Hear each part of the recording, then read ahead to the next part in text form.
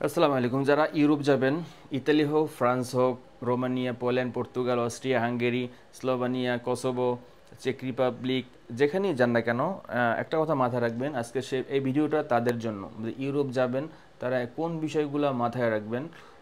অবশ্যই এই বিষয়টা আপনার জানা জরুরি। এই বিষয় জানা জন্য আপনি বিপদে পড়বেন। তো প্রথমেই আসি, আমি আপনাদের জন্য একটা লিস্ট তৈরি করেছি যে ইউরোপ যাওয়ার জন্য আপনি কোন বিষয়গুলো আপনি মাথায় রাখবেন, সে বিষয়ে আজকে আমি আপনাদেরকে বিস্তারিত আলোচনা করব। প্রথমে হচ্ছে যে আপনি ইউরোপ যাওয়ার জন্য আপনি যে টাকাটা অ্যারেঞ্জ করবেন, সেটা কখনোই চেষ্টা করবেন লোন বা সুদ না নেওয়ার জন্য। কারণ আপনি ইউরোপ গিয়ে যে কাজ পাবেন সেটা শিওর না। ইউরোপ গিয়ে বসিয়ে থাকতে হইতে পারে, নিজের বাড়ি থেকে 5-6 মাস টাকা নিয়েও খেতে হইতে পারে। তো আপনার সে লোন নিলে সুদগুলো দিতে বা কোনো প্রবলেম হলে হতেও পারে। তারপর মনে করেন 2 নম্বরের যে পয়েন্টটা আমি তৈরি করেছি সেটা হচ্ছে যে আপনি যদি কোনো ইউরোপের জন্য আবেদন করেছেন, বাংলাদেশে অন্য একটা কোনো কাজ করতেছেন, তো সেই কাজটা কখনো ছেড়ে দেবেন না, রিজাইন দেবেন না। কাজটা চলমান থাকবে এবং ভিসা প্রসেসিং আপনার চলমান থাকবে।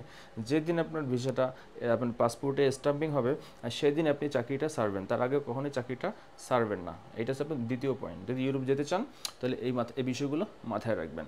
আপনি তৃতীয় পয়েন্ট হচ্ছে যে আপনি কোনো যদি আপনার ফাইলটা কোনো এজেন্সিকে দেন, তো বা কোনো মাধ্যমকে দেন, সে যদি বলে 6 মাস, তো সেখানে আপনি আরও 2-3 মাস বা 4 মাস বেশি ধরে রাখবেন।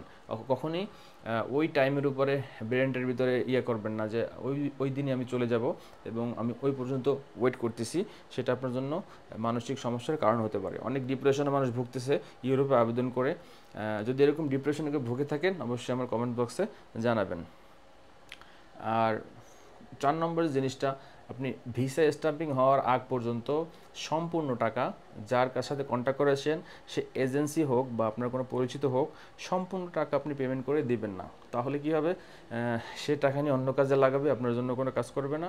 অথবা আপনি টাকাটা মার যাওয়ার সম্ভাবনাই বেশি থাকে। যত সম্ভব 2 লাখ টাকার উপরে দিবেন না ভিসার আগ পর্যন্ত।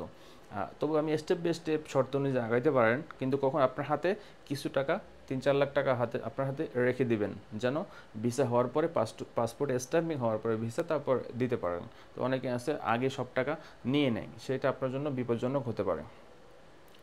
তারপরে তারপরের পয়েন্ট হচ্ছে গিয়ে যে আপনার কখনো কখনো কোনো দেশ বর্ডার ক্রস করে বা সাগর পথে, অবৈধ পথে কখনো ইউরোপে ঢুকবেন না। কারণ বর্তমান সময়ে ইউরোপ খুবই কঠিন হয়ে যাচ্ছে দিন বে দিন, এবং যারা অবৈধভাবে যাচ্ছে তাদের বিভিন্ন দেশে পাঠিয়ে দিচ্ছে, বর্ডারে গ্রেপ্তার করতেছে, বিভিন্ন হয়রানির শিকার হইতেছে।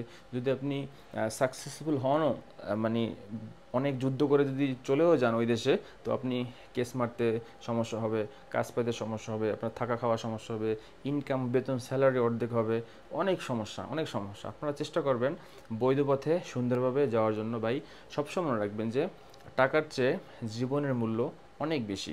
আপনার যদি দেশে বসে আপনার বউ, বাচ্চা, ছেলে, মা বাবা নিয়ে আলু ভর্তা এবং ডাল দিয়ে ভাত খান, তো সুন্দরভাবে খান, কিন্তু আপনি বৈধ পথে যাওয়ার চেষ্টা করেন। এটা মাথায় রাখবেন সবসময়। তারপরের পয়েন্ট হচ্ছে যে আপনি সবসময় ইউরোপ নিয়ে ইউটিউবে, ফেসবুকে সার্চ করবেন।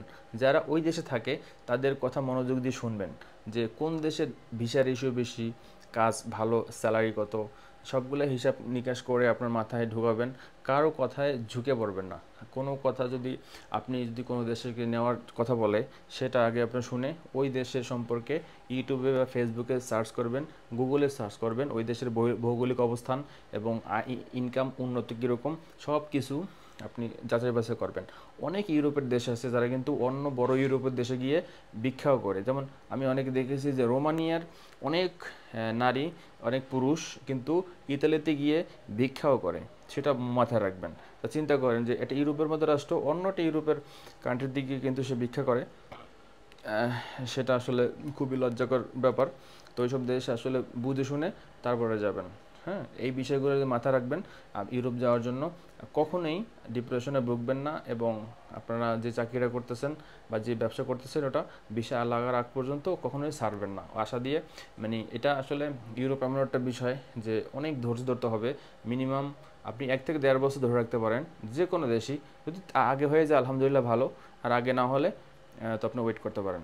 ঠিক আছে, তো এটা ছিল আজকে আমার ভিডিও। যারা ইউরোপ যাবেন এই ভিডিওটা আশা করি খুব তথ্যবহুল হবে তাদের জন্য, এবং এই ভিডিওটা সুন্দরভাবে দেখবেন এবং শেয়ার করে দেবেন অন্যকে।